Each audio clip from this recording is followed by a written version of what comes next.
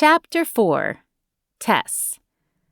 So the doctor thinks a week, a day in the hospital before the surgery to prep, and then 5 days of recovery after. What am I going to do, Samuel? I can't close the shop for that long.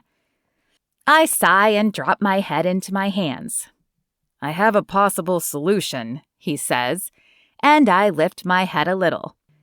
I asked my sisters and friends if they would be willing to help you out. What would you say if we moved your cupcakes to Kirsten's coffee shop for the week you are gone? We'll leave a sign on the door so your customers know it's just temporary. Kirsten and Molly will be there all day, and Hannah, Jim, Trevor, and I will help out when our schedules allow.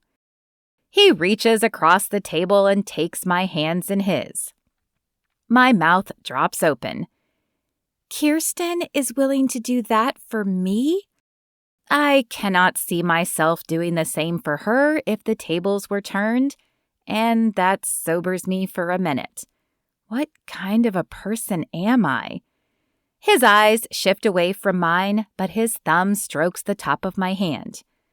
Well, not for you, but for me. Still, it's a step. Perhaps this will give you guys some ground to reconnect. Or give her the opportunity to run me out of business. I'm sure it's not true. Even Kirsten wouldn't go that far. I don't think. But I can't keep the snide comment from escaping my lips.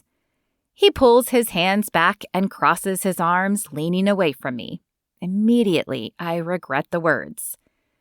Kirsten wouldn't do that. She might have been reluctant to help initially, but she wouldn't deliberately try to ruin your business. I lean forward to try and mend the rift. You're right. I'm sorry. I'm just worried about my mom, and to be honest, I don't trust a lot of people.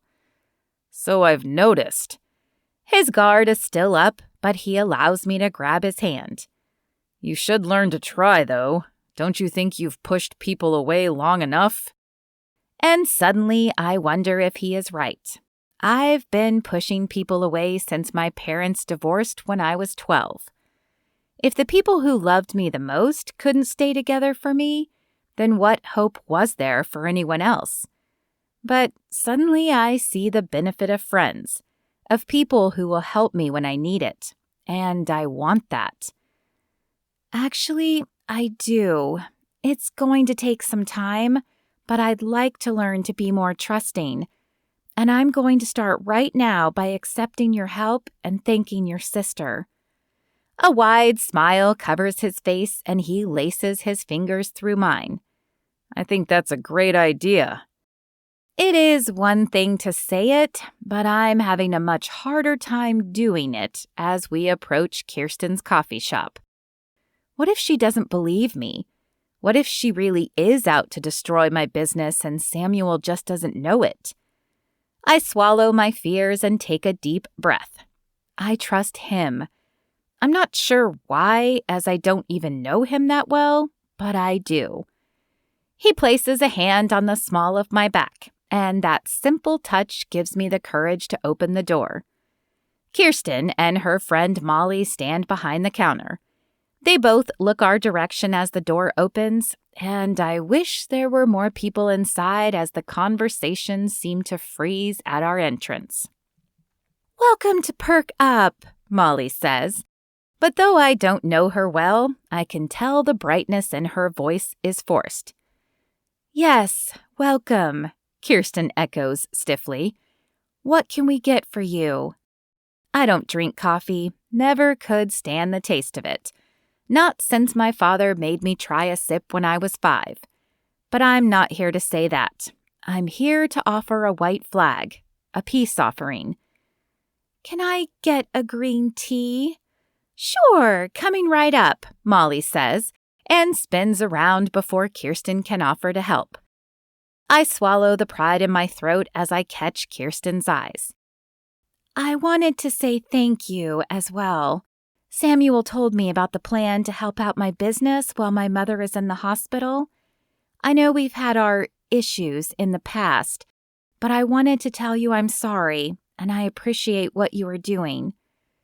Her mouth opens and Samuel clears his throat behind me. Her eyes flick to Samuel before returning to me.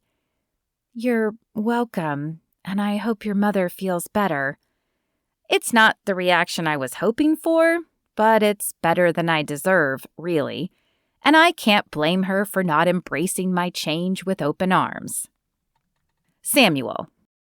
"I'm proud of you," I say, when I drop Tess off at Miss Moffat's later. "I know how hard it can be apologizing to my sister, believe me." I chuckle as I think back to all the times my mother forced me to apologize. Times when I was in the wrong but didn't want to admit it. Tess nods, but it is clear her mind is miles away. I'm sure her mother is consuming her focus. I know mine would be, especially with my medical knowledge. "Would it be all right if I prayed for you?" Her eyes focus on me. There is a clarity, but questions also swim in them. "You pray?" "Not as much as I should, probably, but I've seen too many miracles in my line of work to not believe in a creator." "I guess it would be okay then. It certainly couldn't hurt." I take her hands in mine and close my eyes. "Lord, I pray that you will put your healing hand on Tess's mother for the surgery and the healing process after, and I pray that you will grant her peace during all of this. In your name, amen."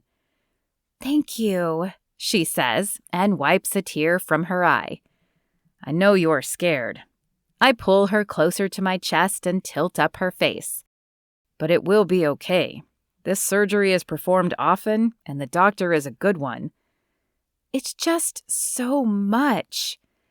I don't know if this is the time, but the vulnerability radiates off her and the desire to kiss her burns strong within. "I know." My voice is husky as I trace a finger across her lips. Her mouth parts, and that is all I can take. I lower my face to hers. As our lips touch, heat floods my body. It has been a long time, too long, since I have kissed a woman, and even longer since a kiss has affected me. Her hands hesitate momentarily, but then they are around my neck, keeping my head close to hers. When the heat becomes too much, I pull back and brush her hair away. "I'm going to go to bed before I take advantage of the moment, but I'll check in on you tomorrow, okay?" "Okay." The word is soft and breathy, and her eyes still appear dazed, but she nods. It takes all my willpower to walk out of the shop. I don't know where this is going, but I want to take it slow and do it right.